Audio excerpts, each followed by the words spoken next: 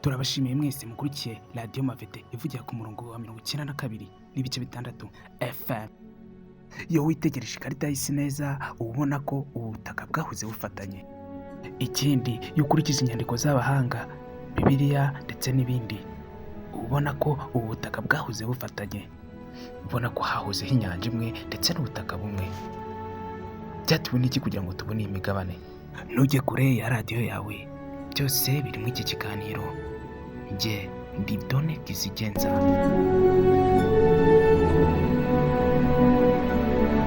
Dukurikije uko siyansi bivuga ndetse n'abahanga mu by'ubumenyi bw'isi, twabona ko hahozeho umugabane umwe witwaga Pangaea. Ubutaka bwari bumwe ndetse n'inyanja yari imwe, aricyo bitaga Pangaea. Nta migabane yari iriho, ndetse izi nyanja nka za Pacifique, Atlantique ndetse n'iz'Ubuhinde isi ntazabagaho. Habagaho inyanja imwe yonyine yitwaga Pangaea, bisobanuye inyanja y'isi yose, ndetse n'umugabane umwe witwaga Pangaea. Ushobora kwibaza ngo ese izi nyanja zavuye he? Iyi migabane, ibi biyaga ndetse n'ibindi tubona no ku isi, ese ibi byavuye he ko hahozeho isi imwe ndetse n'amazi amwe, Pangaea na Pangaea?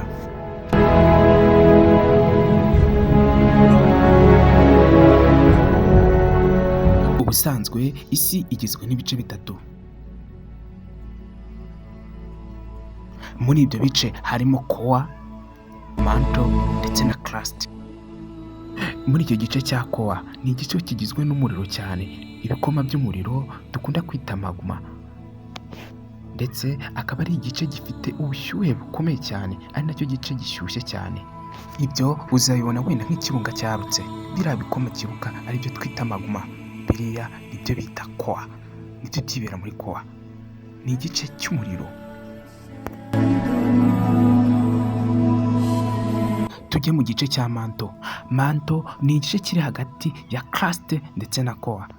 Iki akaba ari igice ari nacyo kigena imiterere y'isi, niko twabivuga, kubera ko iki gice nicyo kibasha gufata ubushyuhe buva muri core, ndetse akaba ari nacyo gishobora kuba kigira uruhare mu gukorwa kw'imisozi, ibibaya, inyanja gucika ndetse n'ibindi. Tujye mu gice cya gatatu aricyo bita crust.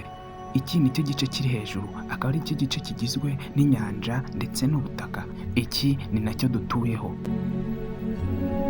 Twe abantu nicyo dutuyeho, nicyo kiriho inyamaswa ndetse n'ibimera, inyanja ndetse n'ibindi byose tubona. Iki gice nicyo bita crust. Nk'uko twabonye siyanse na Bibiliya bibivuga, hahozeho ubutaka bumwe, inyanja imwe, aribyo bitaga Pangaea ndetse na Pangaea. Hagati y'imyaka miliyoni 200 na miliyoni 180, bitewe no kugendagenda ku gice cyo hagati cyitwa mantle. Iyi Pangaea yatangiye gucikamo ibice bibiri, kimwe kijya mu majyaruguru, ikindi kijya mu majyepfo.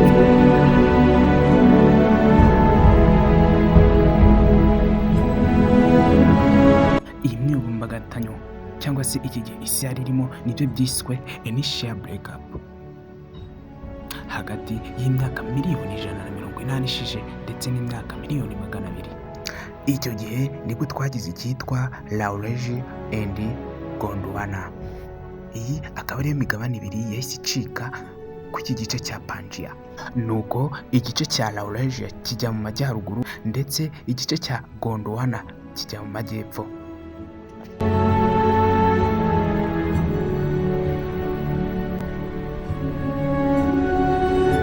Igice cya Eurasia cyarimo North America, Europe and Asia, ariyo migabane y'ubu ngubu.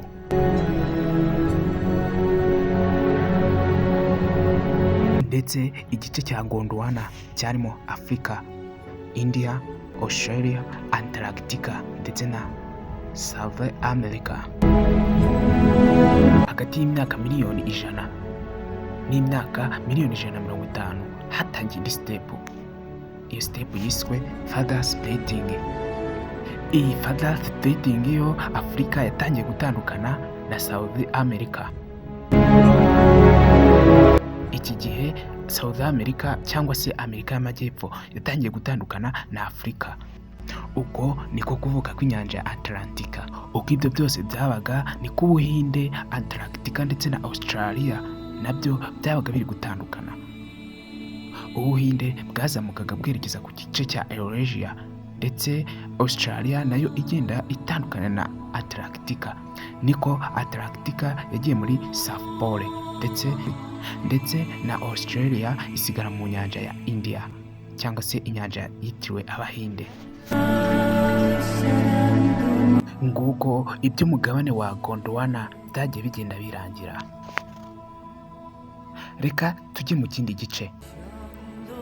Twabonye ko isi yecetsemo imigabane ibiri, umugabane bita Laurasia.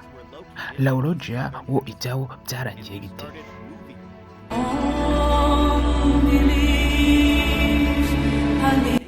Nawo igice cya Amerika y'Amajyaruguru cyangwa se North America cyatangiye gutandukana na Eurasia. Eurasia ubu ngubu niyo Aziya y'ubu ngubu. Nuko imigabane yagiye igenda ivuka gake gake nirangira rya Laurasia.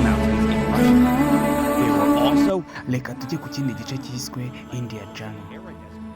Icyo gihe Ubuhinde bwavuga kuri Gondwana bwerekeza kuri Laurasia. Ubuhinde bivuze ko bwavuga mu gice cyo hepfo bwerekeza mu gice cya ruguru. Uku ni ukuzamuka mu nyanja k'Ubuhinde. Uku kuzamuka k'Ubuhinde byatumye Ubuhinde bugenda bwisekura kuri iki gice cya Laurasia. Kubera ko iki gice cya Laurasia cyari kinini kandi gifite ingufu, Ubuhinde ku kwisekura k'ubwo butaka nibyo byatumye havuka imisozi ya Himalaya ndetse n'umusozi muremure ku isi ni naho uri bita Everest. Ibi binatuma iyi nyanja bayitirira Ubuhinde, niko kuvuga ko inyanja y'Abahinde. Ibi byabaye hagati y'imyaka miliyoni 50 n'imyaka miliyoni 100. Ndetse bivugwa ko buri mwaka byibuze hari santimetero ziyongera kuri Himalaya, iyi misozi yo mu Buhinde.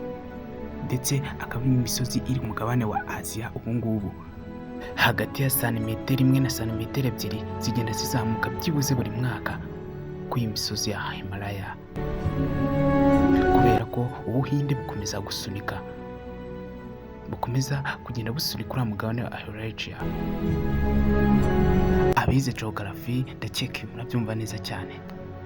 Iyi ni Radio Mafete mukomeje gukurikira. Jye ndi Done Kizigenza.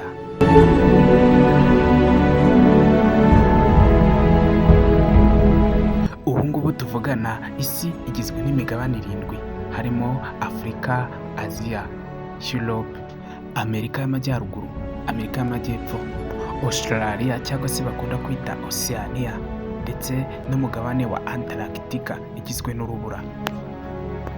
Nubwo ibi byabaye, ibi ntibyakuyeho ko continental drifting yakomeje.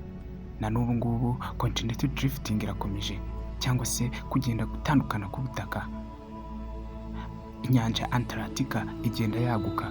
Impamvu nyamukuru ituma iyi nyanja igenda yaguka ku buryo bukomeye cyane nuko hagati mu nyanja harimo umusozi bita Mid Atlantic Ridge. Uyu ni umusozi uturuka hagati mu nyanja ugenda uzamuka. Uko ibi bikoma byo mu nyanja bigenda bizamuka cyangwa se byamaguma bigenda bikubita bizamuka, sunikira Afurika kuba yajya iburasirazuba, ari nako bifata igice cya Amerika y'Amajyepfo bikerekeza iburengerazuba. Bivuze ngo iyi migabane izongera ihure, gusa izahurira mu kindi gice. Ibi nibyo bizahita bikora umugabane mushya. Uyu mugabane uzitwa Pelagia Proxima. Akaba ari Pelagia nshyashya izahuza ubu butaka nanone. Mu yindi myaka amamiliyoni izaza tuzongera tugire isi imwe ndetse n'inyanja imwe. Mwakoze gukurikira cyane Radio Mafete.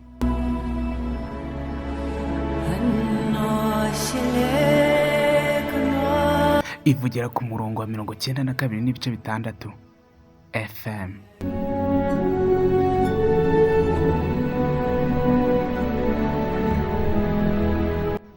Nje ndi Done Kizigenza.